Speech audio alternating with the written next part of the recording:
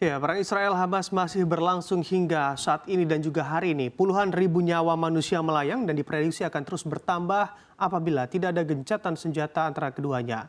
Kini sejumlah pihak pun sudah terang-terangan menganggap Israel sebagai pelaku genosida karena kekejiannya di tanah Gaza. Apa yang bisa Indonesia lakukan dari kondisi ini dan juga apa yang bisa dilakukan oleh dunia dari kondisi ini, kita bahas di siang hari ini di Genosida Israel lanjut didukung Amerika Serikat. Dunia bisa apa? Kalau kita perhatikan begitu ya, kondisinya miris sebetulnya dan membuat hati siapapun pasti campur aduk melihat kondisi warga Gaza dari hari ke hari. Konflik yang terus-menerus begitu ya, tereskalasi tanpa titik temu yang terlihat dan upaya gencatan senjata dari berbagai pihak pun belum menemukan jalannya. Konflik yang pecah sejak 7 Oktober lalu, di mana hingga saat ini telah membuat sebanyak 29.000 nyawa manusia melayang. Warga Gaza yang masih bertahan pun harus merasakan hari-hari yang penuh keprihatinan. Mulai dari kehancuran infrastruktur, pengepungan akses bahan makanan akibat konflik, bahkan kebutuhan medis yang sangat terbatas. Sehingga kini Israel juga dianggap pelaku genosida karena memang melihat perbuatannya secara terang-terangan, melakukan pembunuhan, menyebabkan cedera serius dan juga tindakan penghancuran di Gaza dan masih berlangsung hingga hari ini. Bahkan mengacu kabar terbaru, Israel juga baru saja melancarkan serangan ke kota Rafah. Padahal lebih dari separuh penduduk Gaza yang berjumlah 2,3 juta orang telah berdesak-desakan hidup di Rafah untuk mencari perlindungan. Hal ini terjadi sejak Israel melancarkan serangan ke daerah kantong itu pada 7 Oktober 2023 lalu. Namun serangan yang baru dilakukan oleh Israel justru merupakan pembalasan terhadap serangan Hamas ke bagian selatan Israel yang menewaskan 1.200 orang. Sebelumnya Hamas juga menyandra sekitar 250 orang yang sebagian besar telah dibebaskan dalam gencatan senjata selama 1 minggu pada bulan November lalu.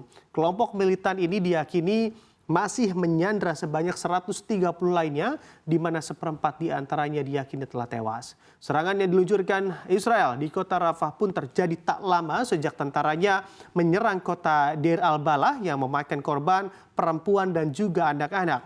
Lantas apakah Israel akan berhenti melakukan serangan di Gaza walau cap genosida sudah melekat pada Israel? Kita lihat di slide selanjutnya. Dan Anda kita amati juga begitu ya, dari informasi yang juga tentu telah beredar terbaru, Presiden Brazil Lula da Silva juga ikut buka suara atas kondisi yang terjadi di Gaza saat ini. Pihaknya secara tegas menilai Israel telah melakukan genosida secara nyata dan juga terang-terangan terhadap warga sipil Palestina di jalur Gaza. Lula juga menyandingkan kekejian yang dilakukan oleh Israel sama halnya dengan kejadian Holocaust yang pernah dilakukan oleh pemimpin Nazi Adolf Hitler di masanya saat memusnahkan kaum Yahudi. Mendengar pernyataan Presiden Brazil ternyata membuat Benjamin Netanyahu tersinggung dan juga membalas komentar tersebut dengan balik mengecam.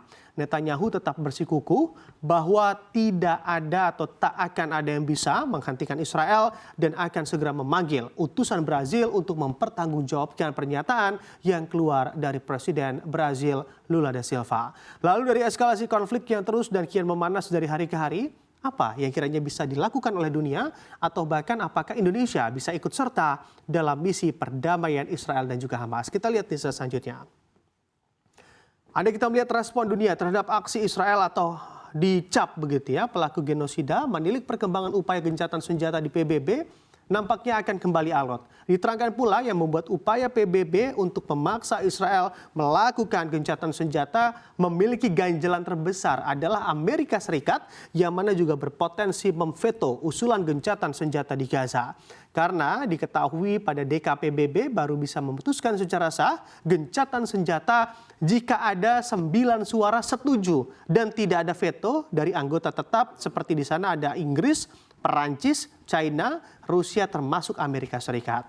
Bersama dengan kondisi ini tanah air tercinta kita pun sebetulnya sudah tidak tidak diam saja atau tidak tinggal diam saja, di mana Menlu RI Retno Marsudi juga tak hentinya bicara di Mahkamah Internasional untuk mendesak agar segala tindak keji Israel harus ada konsekuensi hukumnya di hadapan Mahkamah Internasional. Dan juga dari sini semoga siapapun yang memperjuangkan kemerdekaan Palestina diberi kemudahan sehingga tidak akan ada lagi darah yang harus menetes deras di tanah Gaza.